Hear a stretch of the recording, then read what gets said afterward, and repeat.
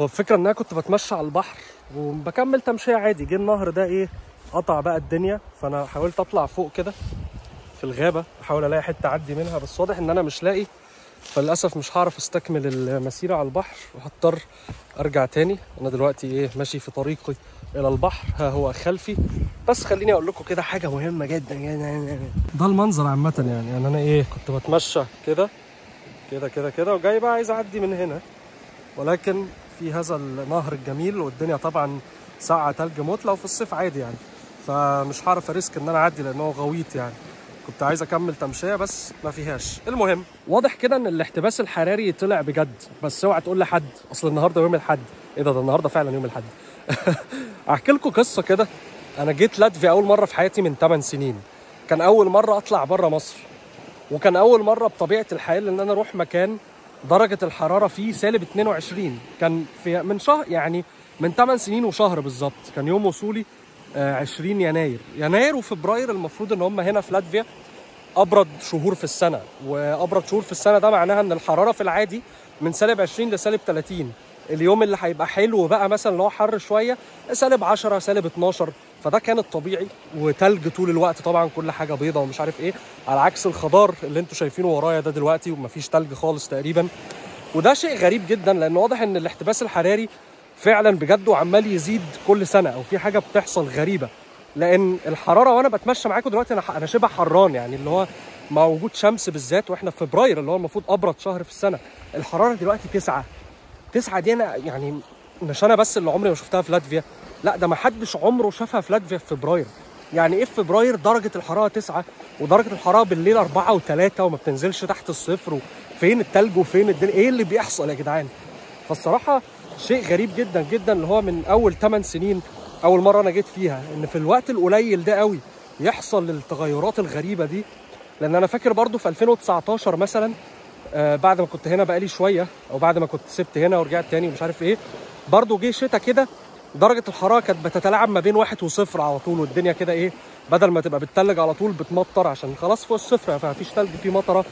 وبرضو كان شتا غريب جدا وبتاع. الشتا اللي فات لا كان الدنيا برد وكان في تلج كتير ومش عارف ايه وكده. الشتا ده الموضوع خد منعطف غريب جدا يعني، ودي حاجه مش لذيذه. لان من الحاجات الحلوه قوي في لاتفيا عامه فكره تغير السيزونز، او الفصل الربيع ومش عارف ايه، والخريف والشتاء والصيف.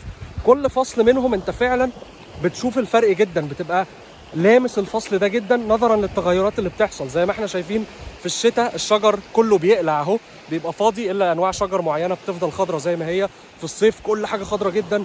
في الربيع بيبتدي يطلع زهور معينه ومش عارف ايه وكده. في الخريف الاشجار بتبتدي بقى الورق يقع والوانه تتغير وبتاع. في الشتاء المفروض ان كل حاجه تبقى متغطيه بالابيض بالثلج وكده. فلما تحس ان الشتاء كده هو كده زي الخريف، لا ده بيفقد لاتفيا رونقها الممتع، وبيبقى الواحد اصلا جاي هنا عايز اللي هو الشتاء الجامد ده يعني. فمش عارف صراحه شيء غريب جدا. من الحاجات برضو الغريبه جدا هنا هو دلوقتي في لاتفيا في الوقت اللي احنا فيه ده الغروب تقريبا او المغرب نفس الوقت بتاع مصر. يعني حوالي الغروب هنا 6 الا تلت، الشروق بس هو اللي مثلا ايه 7 وي، فمتاخر شويه، ولا 8 يمكن، لا 8 الا ربع 8 حاجه كده. فاليوم الى حد ما مش قصير قوي زي في الشتاء، ولكن الوقت هنا المفهوم بتاعه او الطريقه اللي بيعدي بيها مختلف خالص عن اللي بيحصل في القاهره يعني. وانا حابب ده كوني هنا جاي لفتره صغيره، مش قاعد طول الوقت هنا. لما الواحد بيقعد طول الوقت هنا في الشتاء بيبقى اكتئاب مش لذيذ يعني.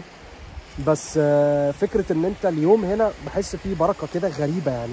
يمكن بقى عشان مفيش زحمه والدنيا هاديه يعني كان في واحد صاحبي موجود عندي هنا، قعدنا 5 ايام مع بعض كده، مصري اول مره يجي لاتفيا، وهتشوفوا الفلوج ده بعد ده، مع ان الفلوج اللي هو معايا فيه متصور قبل ده. المهم يعني كنا ننزل مثلا متاخر، يعني ما نبداش اليوم من اوله، وننزل مثلا الساعه 1 ونرجع البيت الساعه 7، اللي هو بقى لنا بره 6 ساعات مثلا. نحس ان احنا عملنا كميه حاجات، وفعلا كنا بنعمل كميه حاجات كتيره جدا، ونسافر مدن ونرجع، وفي المدن دي نلف ونتمشى ومش عارف ايه ونحس ان احنا عملنا حاجات كتير قوي. نقول ايه ده كل ده وعدى 6 ساعات بس، والساعه لسه اللي هو 7 المغرب ولا 7 بالليل، ايه الهبل ده؟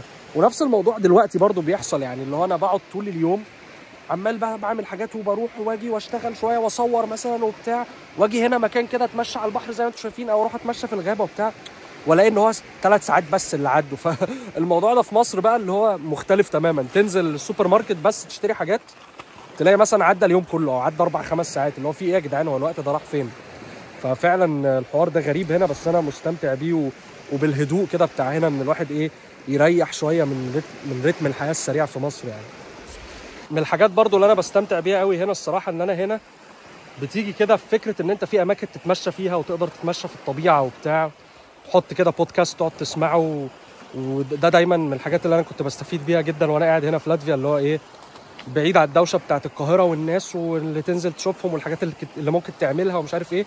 هنا الموضوع بسيط كده، بتنزل بس تتمشى في حته وتسمع بقى بودكاست ديني كده ولا حاجه تستفيد بيها في حياتك ومش عارف ايه وكده، وانت سايق هنا على الطريق رايح مثلا من مدينه لمدينه او من حته لحته، تشغل حاجه وحواليك مناظر طبيعيه كده ومش عارف ايه.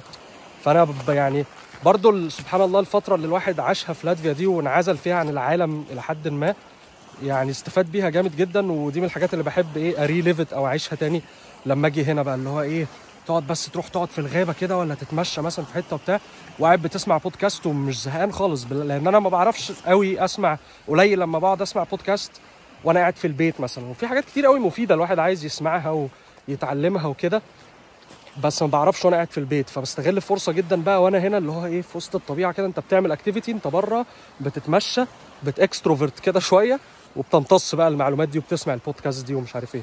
فالموضوع ده من الحاجات اللي انا بفتقدها هنا يعني، سواء بقى في الشتاء او في الصيف او اي وقت اجي فيه يعني. بصراحه عايز انزل المايه جدا يعني، انا فعلا حران على فكره يعني. درجه حراره 9 دي هنا مش زي 9 خالص في القاهره. 9 في القاهره دي الواحد بيبقى متجمد وانا ببقى لابس نفس الجاكيت على فكره. فسبحان الله حوار برضو الكلايمت اللي مختلف هنا ده، واحساس الجو اللي مختلف هنا ده غريب قوي برضو يعني. ففعلا عايز انط في الميه، بس الميه هتبقى متلجه ومعيش فوطه ولا اي حاجه، وفعلا لو كان معايا فوطه كان ممكن اعملها عادي يعني. بص مثلا شكل الميه الراكده دي عامل ازاي، حته كده داخله من البحر متجمعه في حته غويطه شويه، مفيش هوا خالص يعني فعليا ما بتتحركش خالص. لكن لو عملنا كده يحصل ايه بقى؟ يبتدي يحصل الريبل افكت من حاجه بسيطه صغيره قوي، تبتدي كل حاجه تتحرك. كانت ساكنه مفيش اي حاجه بتاثر فيها، دلوقتي كلها عماله تتحرك، وعمال الريبلز دي تتوسع تتوسع تتوسع.